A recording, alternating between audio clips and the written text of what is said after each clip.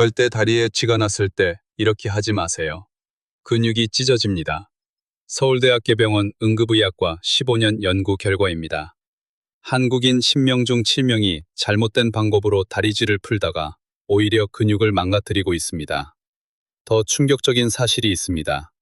밤마다 반복되는 다리쥐가 단순한 피로가 아니라 혈관이 막히고 있다는 생명의 경고일 수 있습니다. 오늘 이 영상 하나가 여러분의 생명을 구할 수 있습니다. 여러분, 혹시 이런 경험이 있으시죠? 새벽에 자다가 갑자기 종아리가 돌덩이처럼 굳어버리면서 찢어질 듯한 고통이 찾아옵니다.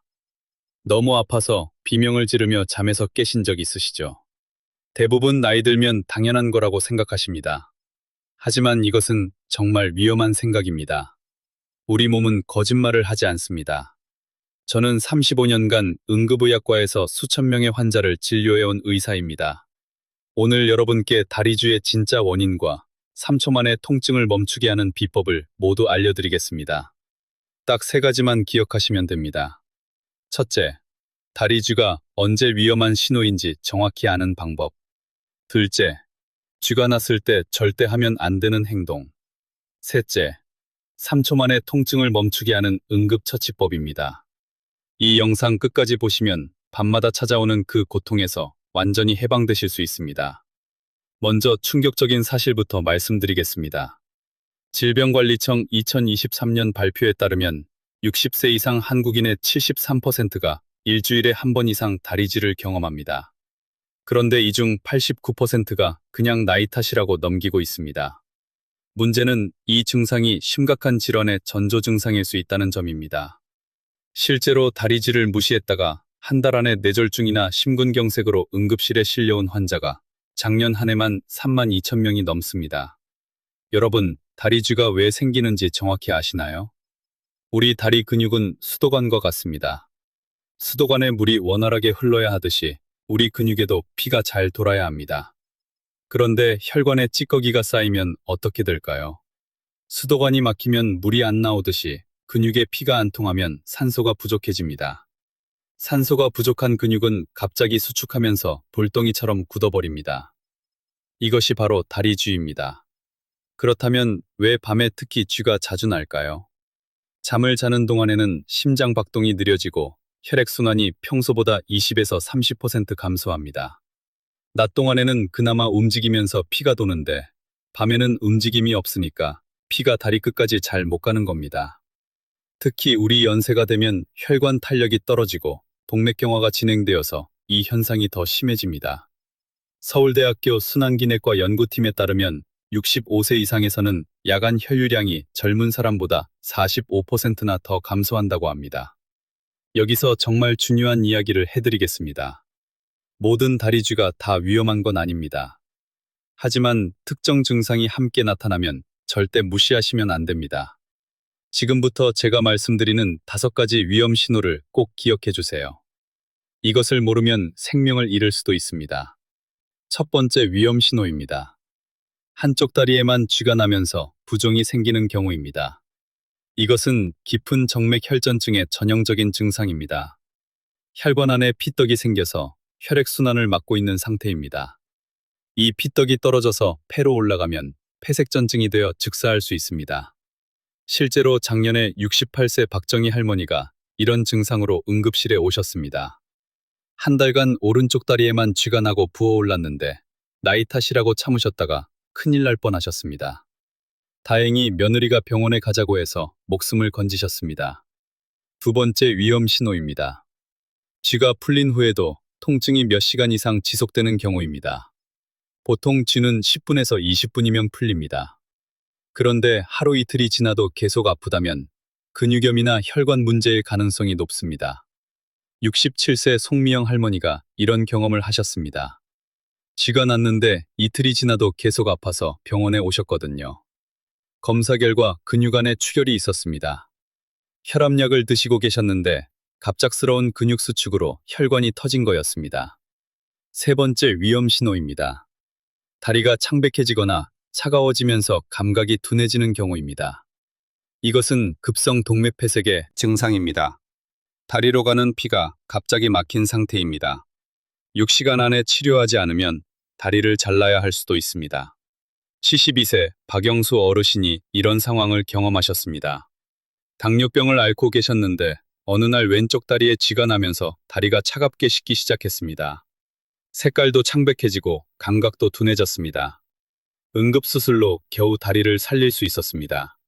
네 번째 위험 신호입니다. 다리 쥐와 함께 숨이 차거나 가슴이 답답한 경우입니다. 이것은 혈전이 폐로 올라갔을 가능성을 보여주는 매우 위험한 신호입니다. 이런 증상이 있으면 즉시 119를 부르셔야 합니다. 55세 정수연 씨가 장거리 출장 후 며칠간 다리에 쥐가 나셨는데 어느 날 갑자기 숨이 차고 가슴이 조이는 느낌이 들었습니다.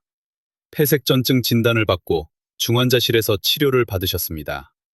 다섯 번째 위험 신호입니다. 다리에 힘이 빠지거나 마비되는 느낌이 드는 경우입니다. 이것은 척추신경이 눌리거나 신경 손상이 있을 수 있다는 신호입니다. 70세 김대한 어르신이 이런 증상으로 오셨습니다.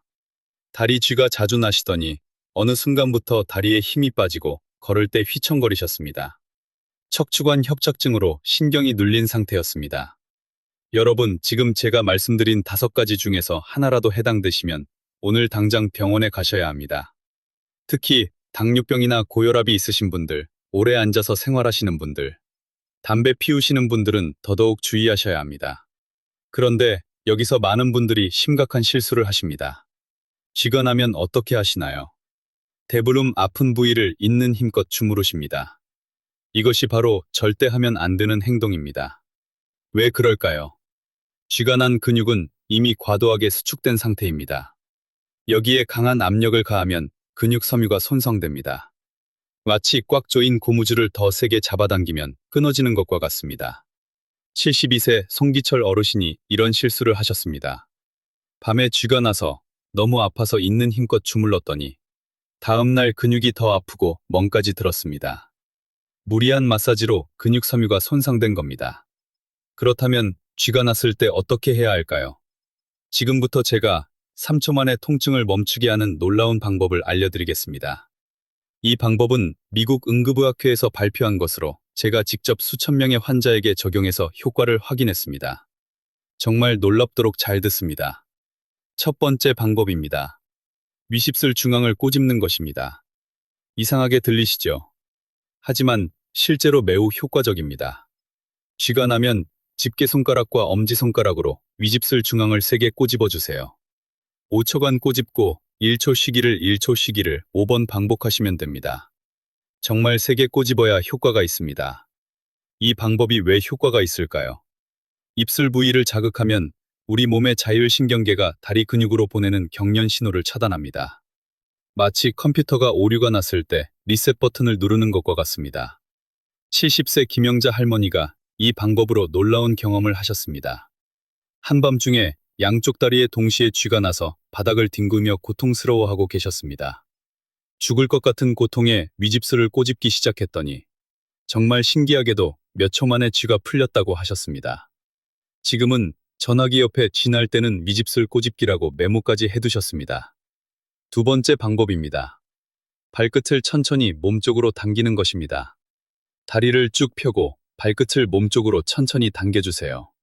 중요한 것은 천천히 해야 한다는 점입니다. 급하게 당기면 근육이 더 놀랄 수 있습니다. 이때 무릎들 함께 쭉 펴주셔야 합니다. 무릎이 구부러진 상태에서는 종아리 근육이 완전히 늘어나지 않습니다. 73세 박승남 할머니는 관절염 때문에 몸을 구부리기 어려우셨는데 침대 옆 벽을 이용하는 방법을 쓰고 계십니다. 침대에 누운 상태에서 발을 벽에 대고 천천히 발목을 구부리시는 겁니다. 이 방법도 아주 효과적입니다. 세 번째 방법입니다. 승산혈 지압법입니다. 종아리 뒤쪽 가장 볼록한 부분에서 손가락 2마디 아래쪽에 승산혈이라는 혈자리가 있습니다. 이곳을 엄지손가락으로 3초간 세게 누르고 1초 쉬기를 5번 반복해주세요.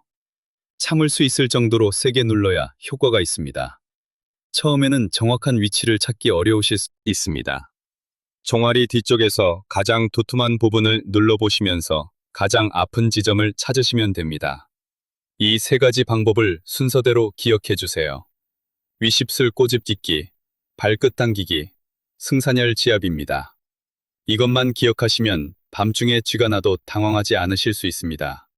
그런데 더 중요한 것은 애초에 쥐가 나지 않도록 예방하는 것이겠죠. 지금부터 제가 개인적으로 가족들에게도 추천하는 예방법을 알려드리겠습니다.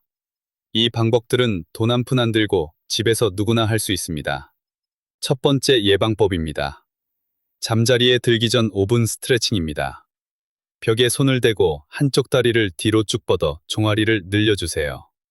양쪽 각각 30초씩만 하시면 됩니다. 그 다음 의자에 앉아서 발끝을 천천히 몸쪽으로 당기는 동작을 해주세요. 이것도 양쪽 각각 30초입니다. 마지막으로 발목을 시계 방향 반시계 방향으로 10바퀴씩 돌려주세요. 이렇게 5분만 투자하시면 됩니다.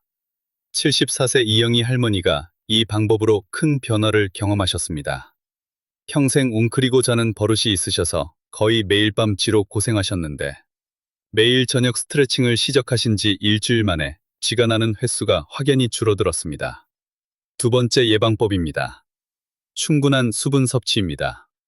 하루에 1.5리터에서 2리터 정도의 물을 드셔야 합니다. 종이컵으로 치면 8잔에서 10잔 정도입니다. 한 번에 많이 드시지 마시고 1시간에 한 컵씩 나누어 드세요.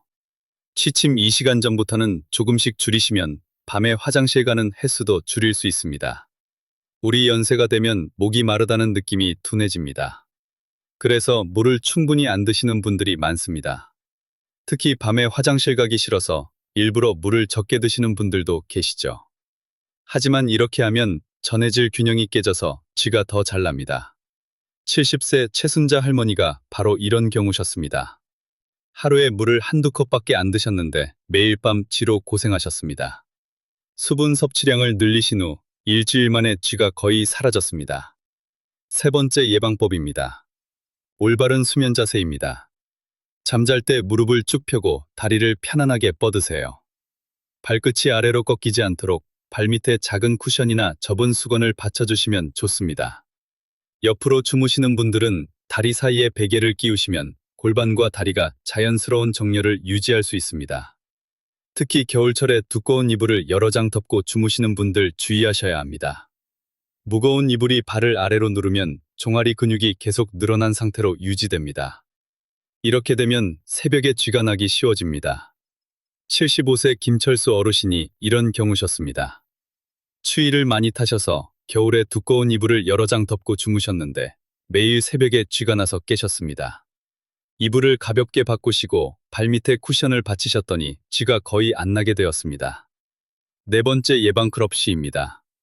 1시간마다 다리 펌프 운동입니다. 오래 앉아 계시는 분들 특히 주의하셔야 합니다.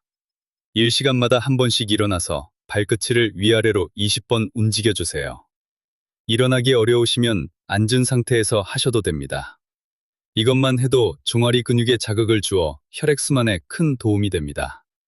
텔레비전 보실 때 광고 시간에 이 운동을 하시면 좋습니다. 육부세 김명수 씨는 은퇴 후 집에서 많은 시간을 보내시는데 타이머를 맞춰두시고 1시간마다 일어나서 다리 운동을 하십니다. 그 후로 밤에 쥐가 나는 일이 거의 없어졌다고 하십니다. 다섯 번째 예방법입니다. 취침 전 따뜻한 족욕입니다. 잠자리에 들기 전에 10분 정도 따뜻한 물에 발을 담가주세요. 물 온도는 40도 정도가 적당합니다. 손등으로 확인해서 따뜻하다고 느껴지는 정도면 됩니다. 족욕을 하면 혈관이 확장되어 혈액순환이 좋아지고 근육이 이완됩니다. 당뇨병이 있으신 분들은 감각이 둔해져 있을 수 있으니 반드시 손등으로 온도를 확인하신 후에 하세요. 이 5가지 예방법을 정리해 드리겠습니다. 첫째, 잠자리 전 5분 스트레칭. 둘째, 하루물 8잔 이상. 셋째, 올바른 수면 자세. 넷째, 1시간마다 다리 펌프 운동. 다섯째, 취침 전 10분 족욕입니다. 이것들은 모두 돈 한 푼 안 들고 집에서 할 수 있는 방법들입니다. 그런데 여기서 한 가지 더 중요한 이야기를 해드리겠습니다. 혹시 고혈압약이나 이뇨제, 콜레스테롤 약을 드시고 계시나요? 이런 약물들이 다리쥐의 원인이 될 수 있습니다. 특히 이뇨제는 소변을 통해 칼륨과 마그네슘을 함께 배출시켜서 전해질 불균형을 일으킬 수 있습니다. 63세 장성호 씨가 이런 경험을 하셨습니다. 고혈압약을 오랫동안 드시다가 혈압 조절이 안 되어서 약을 바꾸셨습니다. 새 약을 드시기 시작한 지 일주일 후부터 밤마다 쥐가 나기 시작했습니다. 병원에서 확인해 보니 새로 드시기 시작한 이뇨제가 원인이었습니다. 칼륨 보충제를 함께 드시기 시작한 후에는 쥐가 사라졌습니다. 만약 새로 약을 바꾸신 후에 쥐가 자주 나기 시작했다면 반드시 담당 의사와 상의하세요. 절대 임의로 약을 끊으시면 안 됩니다. 고혈압약을 갑자기 끊으면 혈압이 급상승해서 뇌졸중이나 심근경색이 올 수 있습니다. 이제 영양 이야기를 해드리겠습니다. 다리쥐 예방에 특히 좋은 영양소가 있습니다. 바로 마그네슘과 칼륨입니다. 이 두 가지가 부족하면 근육이 쉽게 경련을 일으킵니다. 마그네슘이 풍부한 음식은 시금치, 호두, 아몬드, 바나나입니다. 칼륨이 풍부한 음식은 감자, 고구마, 토마토, 오렌지입니다. 여기서 재미있는 사실이 있습니다. 우리 전통 음식, 된장에도 마그네슘이 풍부합니다. 된장찌개 한 그릇에는 마그네슘 일일 권장량의 15%가 들어있습니다. 우리 할머니, 할아버지들이 드시던 음식에 답이 있었던 겁니다. 하지만 주의하셔야 할 점도 있습니다. 마그네슘 보충제를 과다 복용하면 설사나 복통이 생길 수 있습니다. 음식으로 드시는 것이 가장 안전합니다. 보충제를 드시려면 반드시 의사와 상의하세요. 자, 이제 오늘 말씀드린 내용을 정리해 드리겠습니다. 첫째, 다리쥐가 위험한 5가지 신호를 기억하세요. 한쪽만 붓고 쥐가 나는 경우, 통증이 몇 시간 이상 지속되는 경우, 다리가 창백해지고 차가워지는 경우, 숨이 차거나 가슴이 답답한 경우, 다리에 힘이 빠지는 경우입니다. 이런 증상이 있으면 즉시 병원에 가셔야 합니다. 둘째, 쥐가 났을 때 응급처치법 3가지입니다. 위십술 꼬집기, 발끝 천천히 당기기, 승산혈 지압입니다. 이 3가지만 기억하시면 됩니다. 셋째, 예방법 5가지입니다. 잠자리 전 5분 스트레칭, 하루물 8잔, 올바른 수면 자세, 1시간마다 다리 펌프 운동, 취침 전 족욕입니다. 모두 돈 안 들고 집에서 할 수 있는 방법입니다. 여러분, 우리 함께 건강하게 오래 삽시다. 손주들과 공원에서 뛰어놀 수 있는 건강한 할머니, 할아버지가 됩시다. 자식들에게 짐이 되지 않는 건강한 노후를 만들어 갑시다. 작은 실천이 큰 변화를 만듭니다. 오늘 저녁부터 5분 스트레칭 시작해보세요. 이 영상이 도움이 되셨다면 좋아요와 구독 부탁드립니다. 더 많은 분들께 이 정보가 전달되면 좋겠습니다. 여러분의 소중한 가족과 친구들에게도 이 영상을 공유해주세요. 댓글에 여러분의 경험이나 궁금한 점도 남겨주세요. 다음에는 또 다른 유익한 건강 정보로 찾아뵙겠습니다. 건강한 하루 되시길 바랍니다.